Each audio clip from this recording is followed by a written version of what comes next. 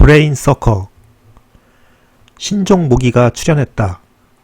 이 모기는 피를 빨지 않는다. 뇌를 빤다. 정확히 말하자면 신경세포를 빤다. 더 자세히 말하자면 신경세포를 감고 있는 지방세포인 미엘린 수초를 빤다. 이 모기의 침은 나노미터로 측정할 수밖에 없을 만큼 가늘다. 그래서 그들에게 인간 두피의 모공은 인간 사이즈로 치자면 흰긴 수염고래의 동맥지름에 비견될 정도로 넓었다. 인간은 이 모기의 침이 두피를 넘어 두개골을 뚫고 침입해 들어와도 전혀 그 사실을 알 수 없었다. 이들의 기나긴 침은 자신의 먹이를 정확하게 감지할 수 있었다. 그들은 숭숭 뚫린 성긴 신경세포들에는 관심이 없었다. 그들의 침은 차지게 뭉쳐있는 신경세포 집단의 시냅스 틈 사이로 침투해 들어가 미엘린 수초를 빨아대었다. 문제는 이 미엘린 수초를 빤다는 것이 단순히 물질적 차원에서 끝나지 않는다는 데 있었다. 미엘린 수초를 빨아들이면 신경세포가 그 지지력을 잃고 무너져 버린다. 아마 주유소 만세풍선 바람 빠지는 모습을 상상한다면 대충 들어맞을 것이다. 그렇게 신경세포가 지지력을 잃으면 기억덩어리가 무너져 내렸다.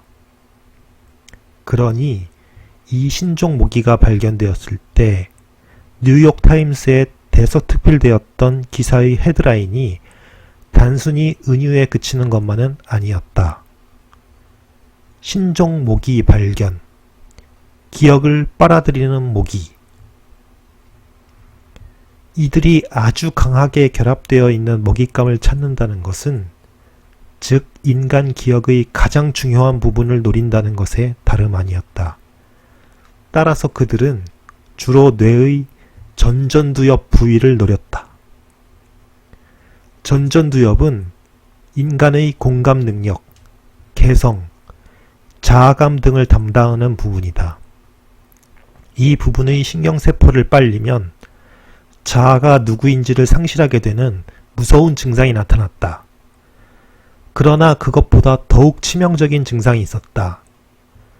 일반 모기가 히루딘이라는 물질을 피하에 주입하여 가려움을 유발하는 것처럼 이 브레인 서커라는 별명을 얻은 신종 모기는 멜틴이라는 물질을 신경세포에 주입하여 일종의 뇌 알러지를 유발하였다.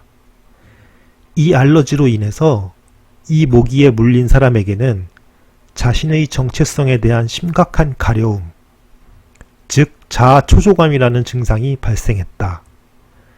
마치 작가들이 도통 글이 진척되지 않을 때 그런 것처럼 말이다.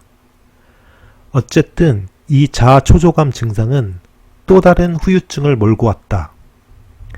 아이러니하게도 이것은 인간의 뇌가 아주 치유력이 높기 때문에 발생하는 역효과였다. 인간의 뇌신경세포는 치유력이 꽤 높았다. 마치 상처가 나면 바로 피가 엉겨붙어 응고되듯이 손상된 신경세포들을 메우러 주변 신경세포들이 팔다리를 뻗어나갔다. 마치 다 쓰러져가는 아파트를 시멘트로 덕지덕지 발라 간신히 서 있게 만드는 것처럼 말이다. 이렇게 함몰된 신경세포 부근의 주변 세포들이 몰려들어 기억을 보수했고 환자는 새로운 자아감을 부여받았다. 환자는 이제 예전의 자아 대신 억지로 새 자아로 갈아입을 수밖에 다른 도리가 없었다. 이러한 환자에게 자신의 인생 스토리를 들려달라고 하면 진짜 자신이 산 인생 이야기 대신 완전히 허무맹랑한 픽션을 자신도 모르게 아주 일관성 있는 서사로서 재구성하여 말해주었다. 그러니 브레인 서커에 물린 환자들은 리플리 증후군을 덤으로 얻게 되는 셈이었다. 한마디로 이 신종 모기가 전파하는 질병은 말라리아보다 무서운, 참으로 치명적인 질병이었다. 그러나 신기하게도 언젠가부터 동영상 사이트에 브레인서커에 물리는 방법이라는 동영상이 엄청난 조회수를 기록하기 시작하였다. 참으로 믿기 어려운 일이지만 이 모기에 물리기를 원하는 사람들이 실제로 존재하였던 것이다. 그들은 바로 다음과 같은 부류의 사람들이었다. 첫째, 외상성 스트레스 장애 환자. 전쟁이나 성폭력 등 트라우마를 겪은 사람들. 이들은 비참한 기억을 지우고 새 기억을 얻고 싶어 했다. 자신이 다른 사람으로 바뀐다 해도. 둘째, 알츠하이머 환자. 그들은 기능 부전에 빠진 낡은 기억을 삭제하고 새로운 기억을 부여받고 싶어 했다.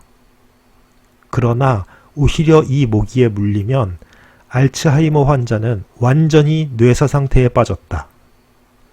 셋째, 작가 중 일부. 작가들 중에서 자신의 글이 너무 일상적이고 현실적이며 진부하다고 생각하는 사람들은 차라리 이야기를 잘 풀어내는 작가증적 증상을 얻기 위해 이 모기에 물리고 싶어 했다. 넷째, 작화증 환자들. 그들은 이 모기에 물려서 또 다른 작화증을 자신의 작화증에 더 씌우고 싶어 했다.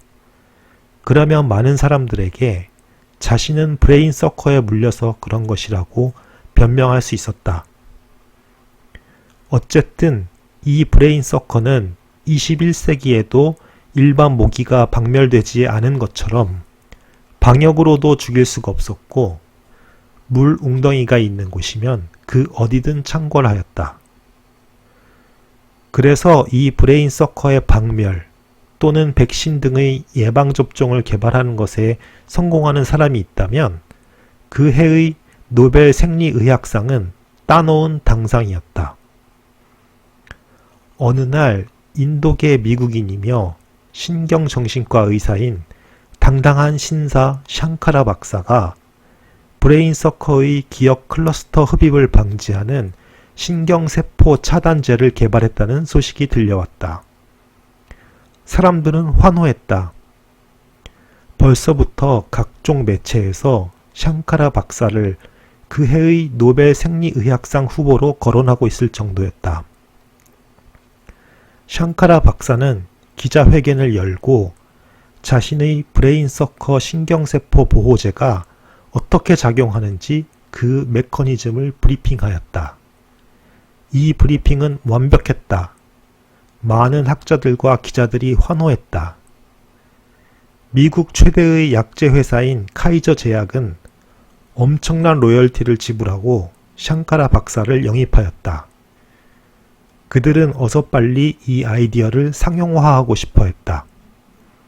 그러나 시간이 지나도 그 상용화에는 단 한 걸음의 진척도 없었다.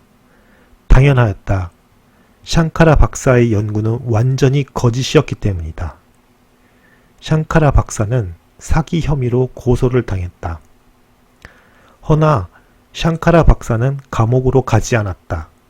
대신 병원으로 직행했다. 사실 그는 진즉에 브레인서커에 물렸던 것이다. 샹카라 박사는 사실 스리랑카에서 뱀을 잡는 땅꾼이었다. 그는 뱀독을 이용해 자기 부락 사람들을 치료하기도 했다. 그러니 브레인서커에 물려 의사 노릇을 흉내내는 것은 그래, 그럴만도 했다. 진정 놀라운 것은 샹카라 박사는 땅꾼이었던 시절 여성이었다는 사실이다. 그는 자신의 성을 바꿀 정도로 대단한 작화 증세를 보이고 있었던 것이다. 자, 그렇다면 작가인 나 서가사는 어떤가? 나는 이 모기에 물린 적이 있었던가? 아니다. 내 기억에 나는 브레인서커에 물린 적이 없다. 그러나 뭐랄까? 나는 그저 브레인서커 그 자체다. 자신의 이야기로 독자의 뇌 구조를 바꾸어 놓는 작업을 하는 작가란 존재는 어떠한 의미에서 볼 때는 곧 브레인서커가 아니겠는가.